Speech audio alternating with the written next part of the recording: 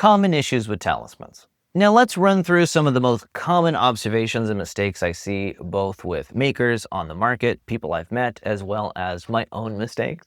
Number one is the unensouled object or the failure to start talisman. This is a common problem in the commercial talisman market. Say someone who carves a planetary image on a very nice ring, puts it in a fun little package and sells it as a talisman, even though they didn't use an election, ensoul it with any ritual, or say any prayers or hymns over it. This ultimately is just an amulet or a fancy piece of jewelry. This isn't an astrological talisman, as we've been discussing, and so we shouldn't be expecting it to give those results. And it won't give those results because there's nothing inside, nothing ensouled to produce it. Number two, an insufficient election. Let's say the talisman was made during an election, but it wasn't quite good enough. Maybe the moon was too slow. Maybe the main significator is applying too harshly to a malefic. Maybe the ascendant ruler, co-lord of the chart, is afflicted, and we have a vampiric talisman who's secretly sucking the life force out of the one who has bought it. Ultimately, these are talismans that are weak or corrupted to some degree and are not going to be producing the results one likes and may even be secretly sabotaging the life that we have already built. Number three, the overpromised talisman. A situation where the seller really overpromises the result. This sun talisman will make you famous. Sure, indeed, all sun talismans have that capacity.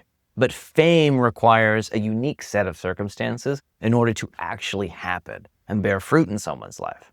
Sure, it may help you be seen more clearly by those in power, but true fame requires effort, showing up, and being a public presence. As always, if a seller's promise sounds too good to be true, then it probably is. Now, the tradition does talk about truly miraculous events being possible because of the astrological talismans. De Imaginibus, on Images, discusses an ancient city of human civilization that was created using the principles of making astrological talismans. This city became a glorious center for learning and trade and all of the best parts of human existence.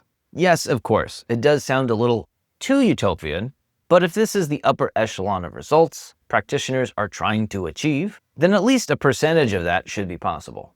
I've been blessed to experience very positive results beyond what I believed I was individually capable of accomplishing. Maybe that's just me, but I'm certainly in the camp of attributing a lot of my success and opportunity due to my practice of making talismans in this way. Lastly, 4, practitioner incompatibility.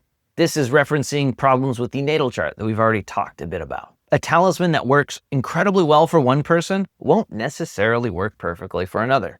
This could be due to the natal chart. This also could be due to one's unique spiritual relationships with the planetary hierarchies themselves. Certainly, astrological talismans give us more wiggle room to negotiate our fate. But for some people, it's more fixed than others. And this is the reality of life.